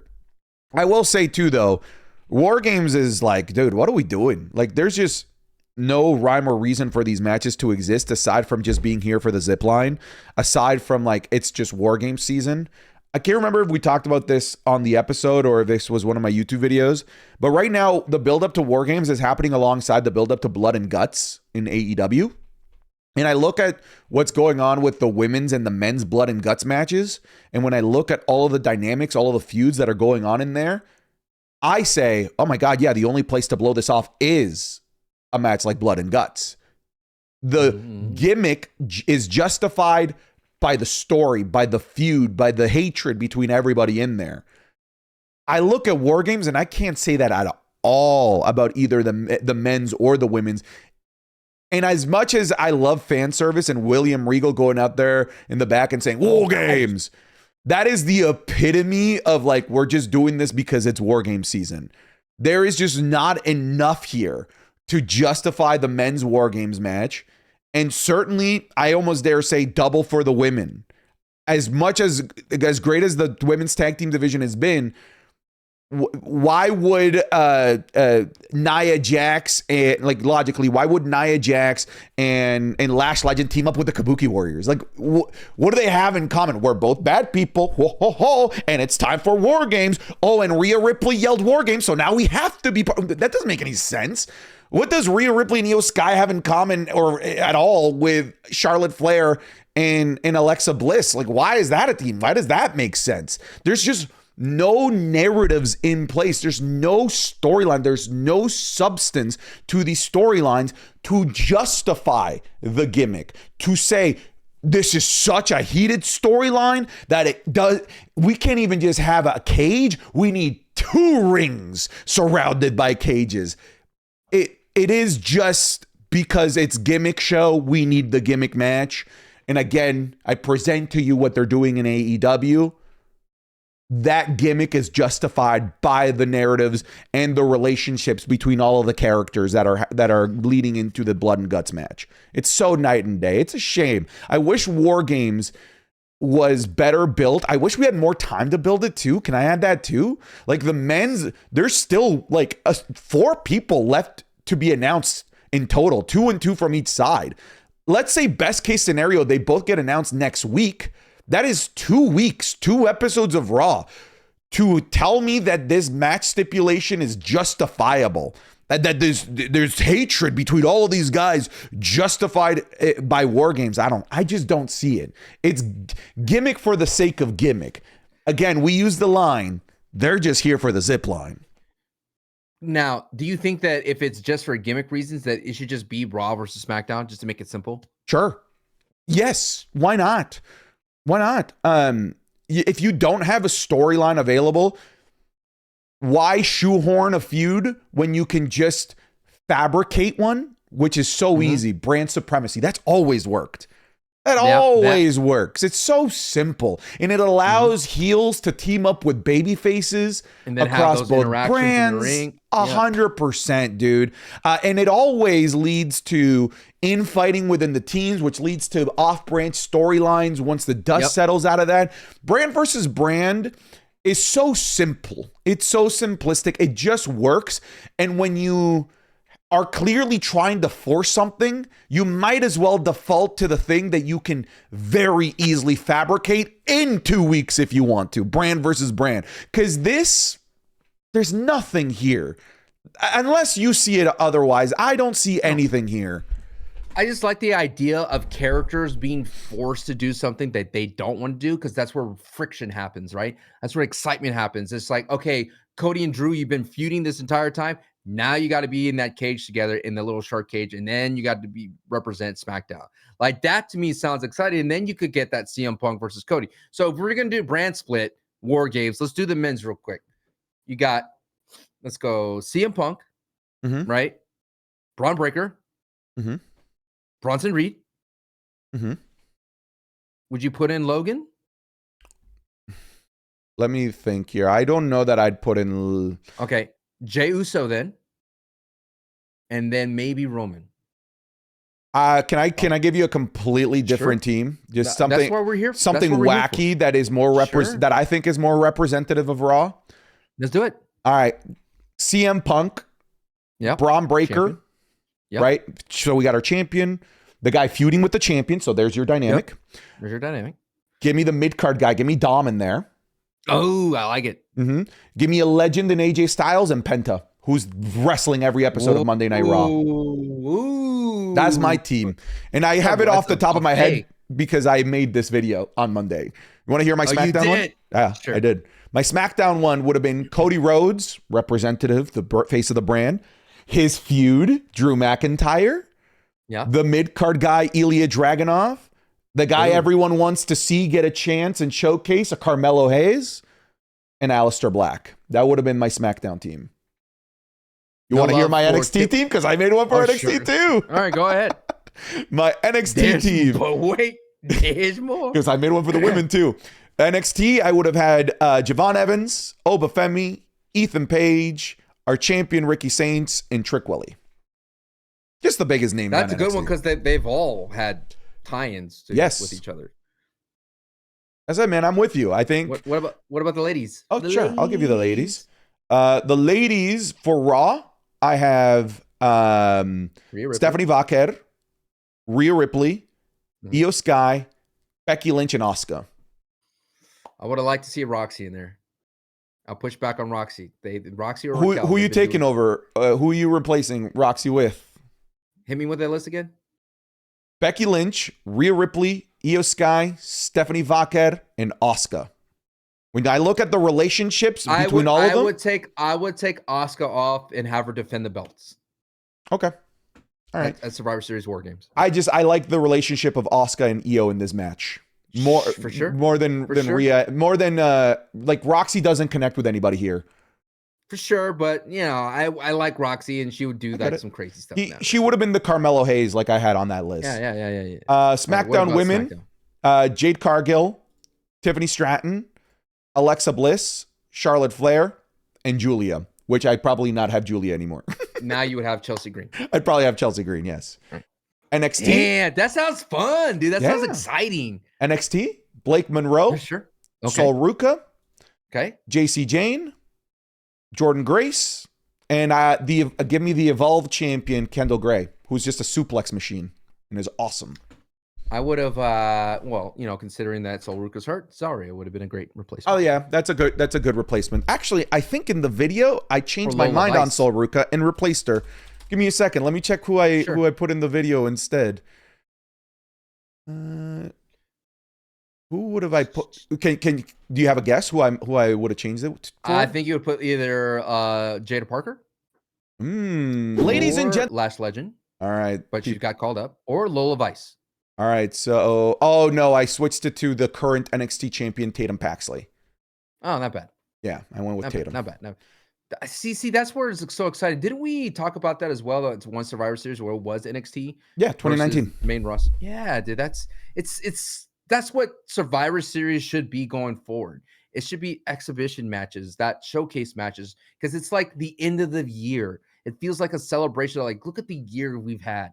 Let's go ahead and give this person a match at a PLE who hasn't really been involved in PLE-worthy stories, but has been there, has done the work, has gotten the opportunity, and they could be in a spot in War Games, like that type of situation. Do you think that it doesn't work anymore because they've got Crown Jewel right before it, and that in itself kind of becomes brand supremacy, champion versus champion, and it kind of steals the thunder of that particular type of concept? I'll say this. in the 2010s, early 2000s, in the 2000s, and in the early 2020s, I was not a fan of the brand versus brand thing because I always felt this is lazy. This is just simple, simplistic, brand versus brand. Sure, it works every time, but like I would have liked to see deeper narratives here. Right. And then we got that with like the early war games, right? With the bloodline stuff. And I was like, see, this is what I want to see. But then it just feels like over the last couple of years, they've just reverted to last second booking as well, like they used to with the brand versus brand stuff, where they aren't creating narratives here. So if we're just going to go back to last second lazy booking for Survivor Series, then let's just go back to brand split, because like that allows for more cohesive, tighter lazy booking. If you ask me, if you do brand split, brand versus brand. I hate you. Why? Look at my eyes. I hate you. What do you see? Because you let LA Knight off your list once again. Even in your fantasy world, you convinced me to put LA Knight off the list. Dude, I hate you. You know how we last week we talked about the possibility of AI in WWE matches? Dude, I promise you, if they put LA Knight in AI, he'd probably get fired. He'd probably get left off of the AI booking too. That's it. C'est la vie of LA Knight, dog. C'est la vie. Dude, does he go somewhere? How long can you deal with it? Is this another, I know I'll cut you off, but is this another like, hey, let's just make the heart fonder for LA Knight? Because this is not that same thing. If you wanted to make LA Knight fonder for his disappearance, you would do an injury angle and he disappear while you are quote unquote suspending him. Don't keep him around and then have him appear in these little weird places and then have him job out to a mystery man, question mark. Yeah, but listen, we've seen a formula for this before. Some people are like, LA Knight needs that like pipe bomb moment. And I was like, first of all, who was the last guy to cut a great pipe bomb, Sancho? Who was the last guy? The great pipe bomb? The last great pipe bomb. Karrion Kross. Where the hell is he? He's doing actually really well for himself in the Indies now. But it didn't save his WWE run. It didn't fix the fundamental problems of his WWE run. Even when Karrion Kross was missed, even when Karrion Kross was demanded by the fans, the machine, the system, the man refused to allow Karrion Kross to flourish. So you can say, hey, maybe, this will create demand for LA Knight. So fucking what? Literally, like, so what? We saw the guy that had demand that became so hot, and still that led to nothing. Still, that led to him basically being ousted from the WWE. Create all the demand that you want. If the demand doesn't come from the machine, from the system, doesn't matter. It just doesn't matter. As Karrion Kross's story clearly demonstrates, you could be a good little soldier, Sancho, and it just doesn't matter. And I'm sorry, dude. I don't see great things here for LA Knight. I don't see it. And I'm starting to sense that you are sadly coming to the realization that that's also true. And I feel for you. That's tough. Can you promise me this? Sure. If he gets released, could you put me on the thumbnail the day he gets released? No.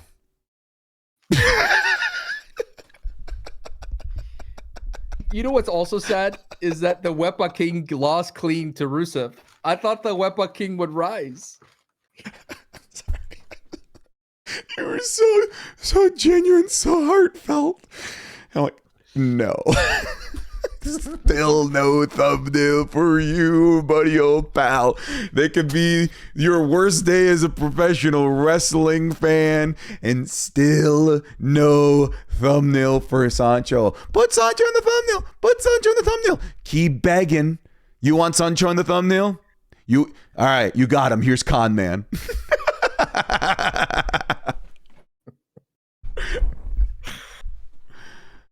Sorry, what were you saying, thumbless boy? I was talking about the Wepa King and being thumbed in the eye and gorged to death, and then Rusev Macha kicking him for the pin. I love the different type of finish, but sure, it's just my ribs. It's just a different variation of my ribs. But I do think that this told me that this matches were going forward in the John Cena tournament is going to be clean because it had Aleister Black out easily right there. Easily. Could have easily taken music hit, Zelina come out, snakes her way down into the ring. They could have easily did that and Damian loses, but they did not do that. They instead gave Rusev the power to beat Damian Priest in his heel way. So it's a very interesting dynamic there. Granted, Sheamus versus Nakamura didn't really do much for me. I was like, I maybe it's because we knew that these two really don't matter. I know like Sheamus is the wild card here. He could run the table and run the gauntlet and get it there. But we knew Nakamura was not going to be anywhere near the final four, the Elite Eight. I was more interested in Damian versus Rusev because I was like, that's more of a coin flip. You could take either one of those guys and they advance. I'd be like, okay. But I think as this tournament advances and we find out who these mystery men in, because no one's really putting in stock, these mystery men are going to wrestle more than once. So even if it is an Edge or if it is a Jericho or if it is a Matt Cardona, Nick Nemeth, they're going to have to come back again if they advance.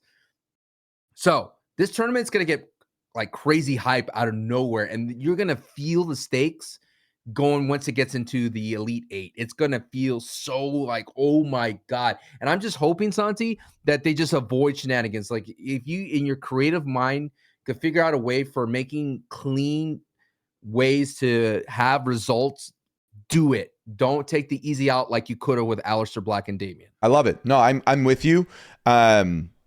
You know what decision I really like? It's such a simple one, but it adds so much excitement. I'm glad they announced Gunther.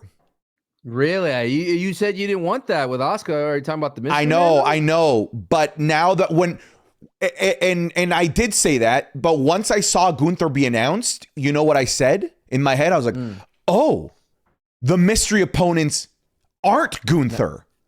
Good point. So now all of a sudden, like really, like the table is open by removing Gunther, an obvious return, by removing him out of the potential mystery opponents. Now there is so much more excitement about who these mystery opponents are going to be.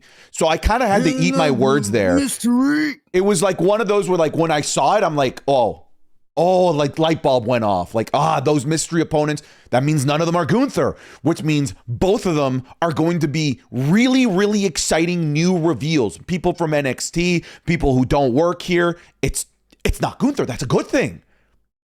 And Gunther versus Javon Evans, hell yeah. That to me is a get eyeballs on that episode type of match. You need to see that. That match is going to be incredible. And I know we both said that, hey, uninspired choice for Gunther to win, but even though it's uninspired, we both think he's going to win. One of the things that I said is one of the ways to make him not uninspired, to get you excited for Gunther, is to have unreal matches throughout the whole tournament for him. And Javon Evans, that's a good first match that I think could be an unreal match. If it goes like Javon Evans and it culminates with him versus Ilya frickin' Dragunov, we could be looking at Gunther having match of the year leading into the John Cena retirement match. And that, I think, will inspire people. Do you think they're bold enough to have Gunther lose here? No. Wouldn't that speak volumes, though, for the tournament to go like, now we're in uncharted territory? Sure, but no.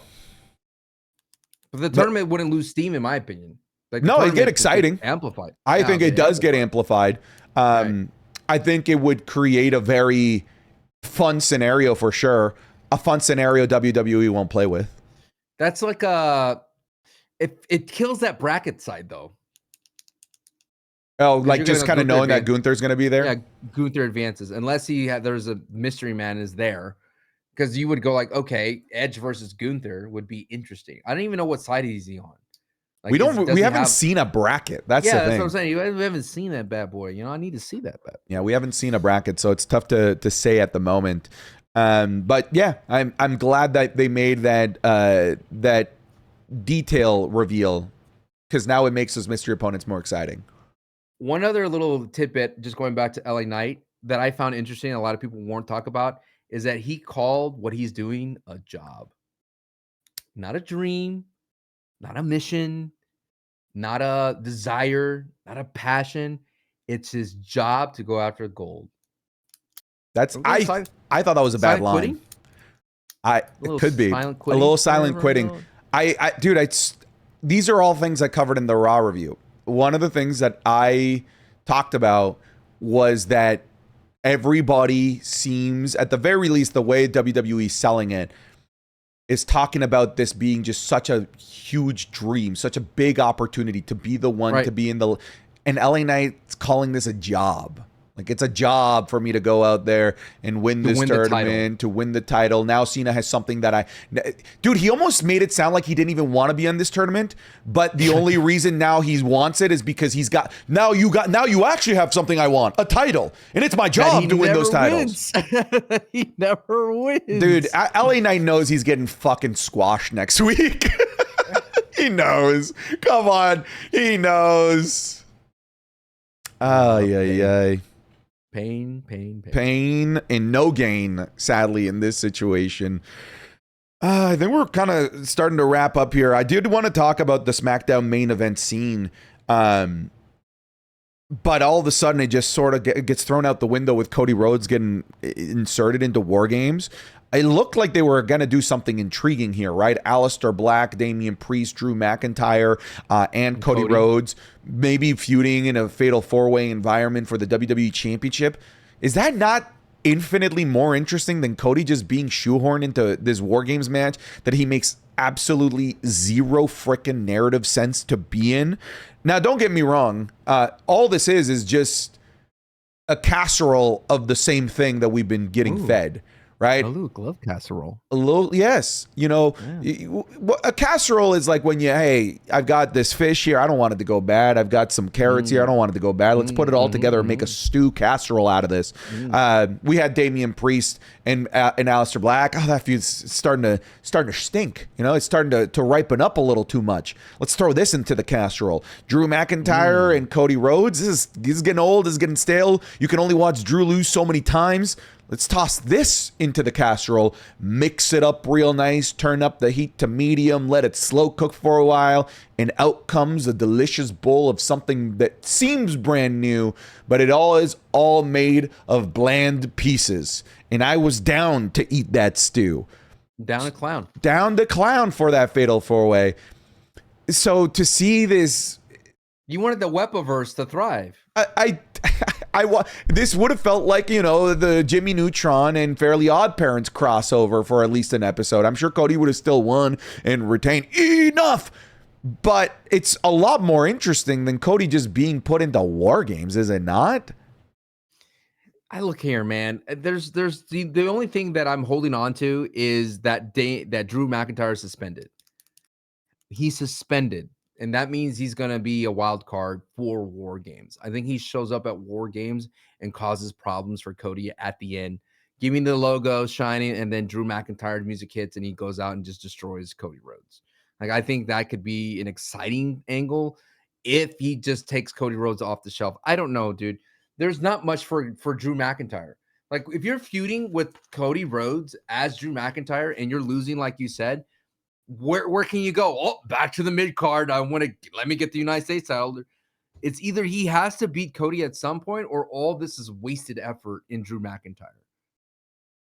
It's facts. I'm not going to invest. I can't invest in Drew McIntyre in the same way I can't invest in LA Knight because he's going to keep hitting his head against the wall trying to win gold, and he's not going to do it because the WWE is not going to pull the trigger on that unless they're going to put Cody on ice. I don't see it happening, brother. A sad panda today for me, okay? I'm glad you've been on your little high horse there, riding high in your little John Cena victory road, his little last... Dude, you were so close to missing it. You were this close to missing that match. God.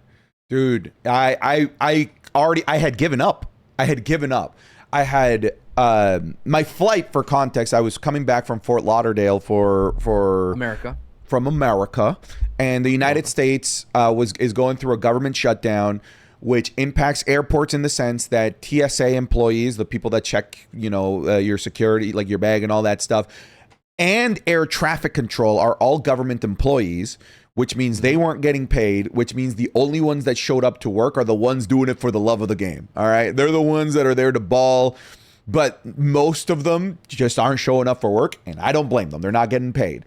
So that led to just so many delays. My flight back to Canada, to Toronto, was supposed to land at 1 p.m.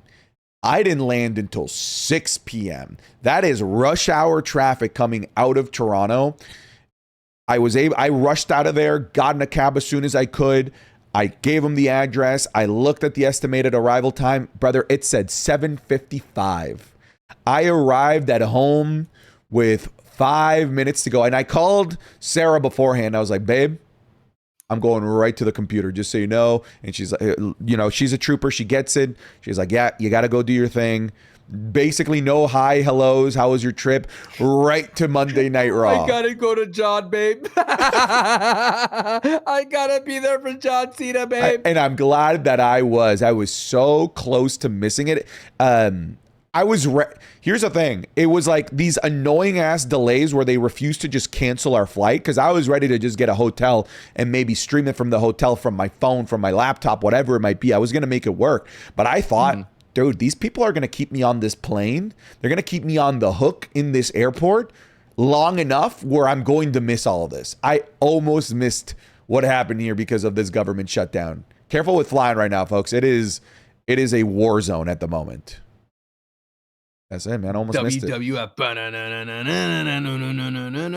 Imagine like I would have been in a hotel for like the return of CM Punk, for John Cena becoming Intercontinental Champion, for the death of the Vision, for the amazing John Cena AJ Styles match. Dude, a lot of crazy moments have happened in my hotel streams. That's true. I have a knack for triggering these big moments. At TwitchCon, I remember I missed Jey Uso winning the Intercontinental Championship. That was a big deal. Back when people liked Jey Uso and wanted him to win stuff, there was a time. I remember. Pepper Ridge Farm remembers when people liked Jey Uso winning championship gold, brother. It's gone. That time is gone.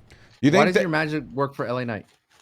I'm sorry. New Heat Order is the vibe and the fun that we have here. New Heat Order is what we bring to you, the most exciting talent that we get into. And let us go discuss at number 1, Nikki Bella. No. Are you insane? Don't insult me like that, John Cena. Why? Nikki Bella had a big heel turn. She did. Yo, people were chanting Cena left you. Did you hear that? Yeah, I did. That's ruthless. During the John Cena retirement day in Boston, Nikki Bella turns heel. Come on. Deadly. John Cena. I'm going to put Nikki Bella at 10 then. I like Nikki Bella being on the list. We can even maybe put her higher if you want to hold off on Nikki Bella.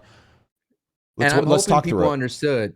I just wanted to see what your reaction would be if I said Nikki Bella. I think they knew you were trolling, yeah. No.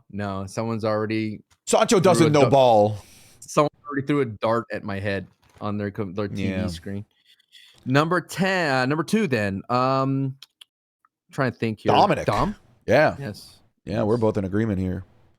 Dominic Mysterio. Number 3. I feel like War Games is a bit of a wet blanket for me. So CM Punk, Logan, Vision, not Jay, feeling Cody. any of that. None of that. Wiggle. Bro, the Braun Breaker excitement is gone. Yeah. They just did nothing with it. Maybe. I mean, listen. What? Chelsea? Chelsea. It's not the great. It's the buzz, right? It's the buzz. What we're talking about. And I'd even put Julia in here because of how much, dude, the conversation, when I look at hot takes and what everybody wrote in, it was like more than half of the conversation was about Julia. I think I'd put Julia in here. All the wrong reasons to put Julia on here. Sure. But I think you got to put her on here in terms of conversation driver. Number 5, Kabuki Warriors. Yeah, give me the Warriors. Yeah. The Kabuki Warriors. You know what? I said this before in my SmackDown reviews. I'm glad that they dropped the whole Kyrie being abused type of angle. Just let Kyrie be a heel. Sure.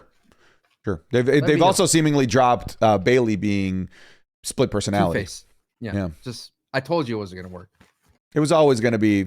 What now? Take that, Sancho haters. Number 6, Triple H. Man, one at a time. He got his time. Dude, I said that on Denise's show. She was like, I'm not going to say anything. I was like, oh, you don't want to lose your press pass, Denise. I know it. I'm the man of the people. Fed Glazer Denise. Denise, I heard you on that show with Sancho. You're going to lose your pass. Number 6, any love for Rusev advancing? Any love for Sheamus for advancing? And the last time is now. I'm surprised no Finn Balor, no JD for Dom. That's interesting, right? They didn't even. Yeah. That was kind of cool if you think about it. Let Dom stand on his own. Stephanie Vaquer, great match with Raquel. Part of the heel turn, obviously got turned on. Okay, I'd be down for that one. Can I put in love for Jade Cargill? Great promo. Come on. Yeah, I liked the promo. A lot of people did not, but I really liked it. And I liked her backstage with B-Fab and Michin. That was a whole new vibe. Give me Jade. Give me Jade. Yeah, let's go. Any love for Lash Legend Day making a debut on her SmackDown roster? Dude, she forearmed Io Sky to oblivion. Dude. Bro, that's a real Superman punch. Yes. It was as if Lash Legend had a shotgun at the end of that forearm and just blasted Io Sky. Yeah, man, that was sick. Yo, let's put Lash Legend on here. Okay. Lash at 8. Yeah. All right. So I have 2 new spots here. There we go. Lash Legend, Jade Cargill, Stephanie Vive. A lot of women on this. Yeah, this one's yeah. The men were kind of a dud. Chelsea Green, 2 Dom, and 1. But the men were kind of a dub because their War Games builder are dead. It's maybe Aleister Black getting put Aleister and Zelina, like getting inserted into the main event conversation and feeling at home. I really liked. By the way, Malachi Black, now Aleister Black, and Cody Rhodes, great feud in AEW. So yeah, I heard their debut match of Aleister Black was really good. Very good. Malachi and then Nikki Bella rounds us out. I think that this is a female-dominated list this week. Look at that. I've been saying it the past couple of weeks. The ladies have been carrying SmackDown. Number 10, Nikki Bella. Number 9, Aleister Black. Number 8, Lash Legend. Number 7, Jade Cargill. Number 6, Stephanie V. Number 5, Kabuki Warriors. Number 4, Julia is Fulia. Number 3, Chelsea Green. Number 2, Dominic Mysterio. Number 1, Jachena. And that rounds us out, man. How do you feel? You got 3 more dates. One of the things that I said when I saw Cena's entrance, man, is every single one of his entrances is bittersweet. Every single one. I love seeing him, but I know that now it means one less time. I'm not ready for this, man. I'm not ready for this. I'm glad the whole government shutdown is over because I plan on going to this thing. So it's like Beauty and the Beast, and then the little petals fall off. I'm starting to wilt, man. Be sad. Tale as old as time. Dude, I'm not ready for this. Now. My time John is now. Cena's retiring. Look at him go. 17-time John. Folks, thank you so much for listening to this episode of the Wrestling is Cool podcast. A special extra thank you goes out to our $15 patrons. They are the producers of the show. So let's give them some shout-outs. We're going to watch a movie soon. Here. I swear to y'all. We're going to watch a movie soon. We're probably going to end up doing a binge of just multiple because we are behind and we know like the dates just kind of got conflicted, like Halloween, World Series. It prevented us from when we would have done. We promise movie night is coming and we're going to make it up to you guys. So shout out to Chargers or posers and fraud. Sorry, 7-3. What are you fucking talking about? We just beat the Steelers, a team that was going to destroy us. And we're doing it with the worst offensive line in football history, Sancho. That's not me saying it. That's literally ESPN and Sports Illustrated saying it. It's pitiful. And he's still cooking. He's still second in the league in passing yards and touchdowns. It's crazy. This guy, he's doing everything with nothing. 7-3.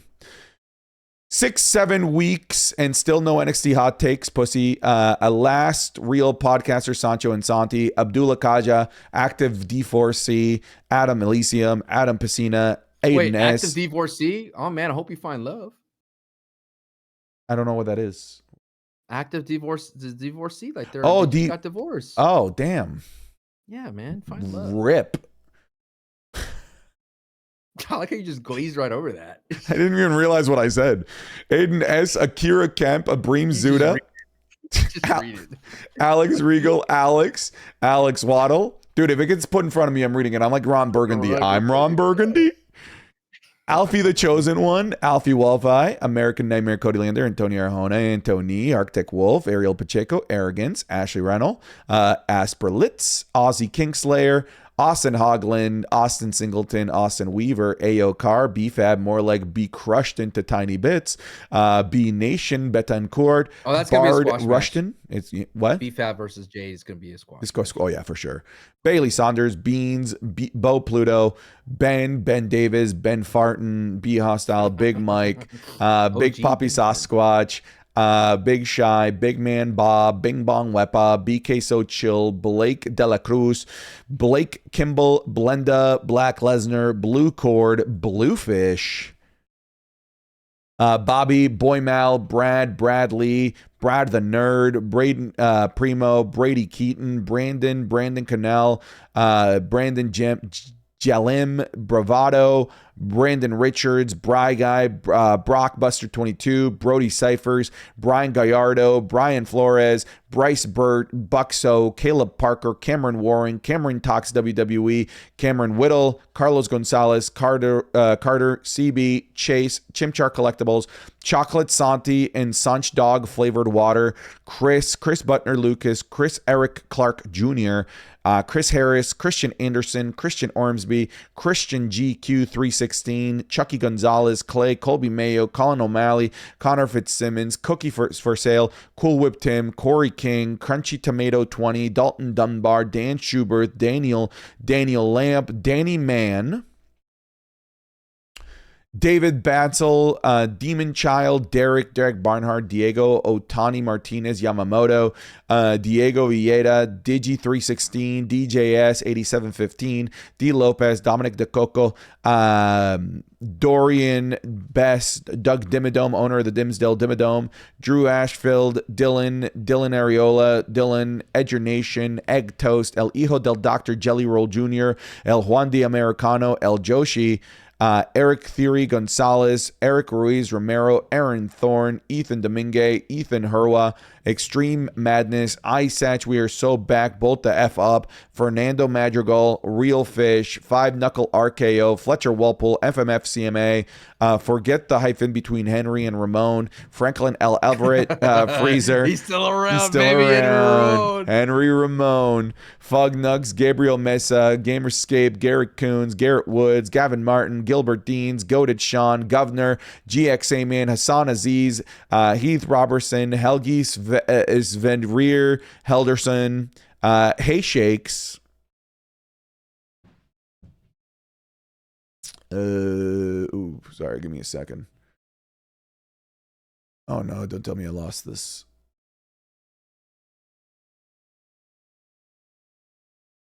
Hey Shakes, you left off. Come on. You left off on Hey Shakes. You're shaking. I was reading way more than we actually had. I was actually reading people that aren't no longer $50 patrons too. Whoops. I was gonna go on for like a year, bro.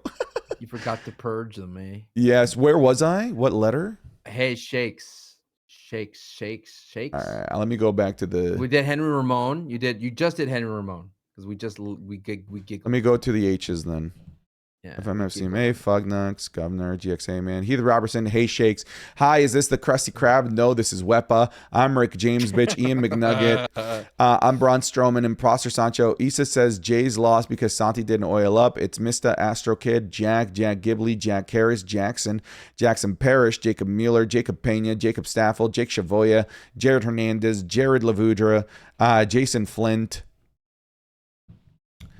Jason Vane, Javier Rodriguez, Jax Teller, J.S. Cal, Javion McDuffie, J.C. Worley, Jelly Goose, Lesnar Roll, Jelly Roll, Shooting Star Press on the Blue Jays, Jeremiah Finley, Jeremiah Kelly, Jahihia, Hihi, Joe Velez, Joey Romig, Jonathan Cox, Johnny Moore, Johnny Owens, Josby, Joshua Kane, Juan Vega, Juliana Sarfi, Justin Brooks, Justin Perkins, Caleb Martin, Carrie and Cross, Ask Me, ESPN Plus or Dinner with Jay-Z, Kevin Bega, Kuwaiti Rick Boogs, Liam Lil Shifu, Lachlan, Luis Ramirez, Majed, Mark, Marnie YCSM, Matthew Watkins, Mossy, Mackay, Meredith Lee, Michael Paz, Michael III, Michael Trevino, Michael Vera, Michelle McCool replaced my username, Miguel Paredes, Minoru Suzuki is goated, Mitchell X, Muhammad H. Ahmed, Muhammad Alba 9, Nathan Tully, Nicholas Kyle, Nick Bushkis, Nihilus, NyQuil Pad, Noah Booth, Nomad, Obafemi for US champ, not IC champ, Obi Nobi, Oil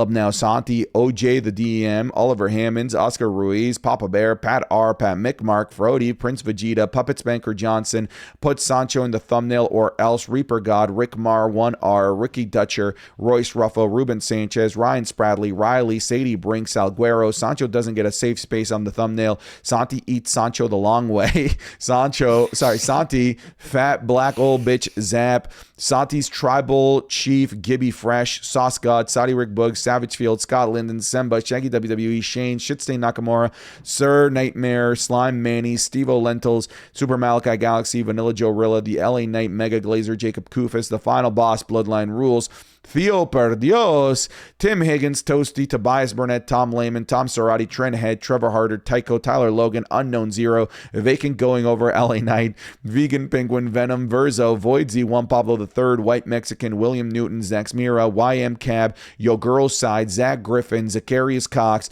Zay2K, Needs Santi to Oil Up, Zeke Love, Zergzito, and Lord BBNJ. Thank you guys for supporting the Wrestling is Cool podcast the way that you have been. We really do appreciate it. Thank you guys very much. We'll see you guys in the next one. Take care. Be wonderful people. Goodbye, everybody.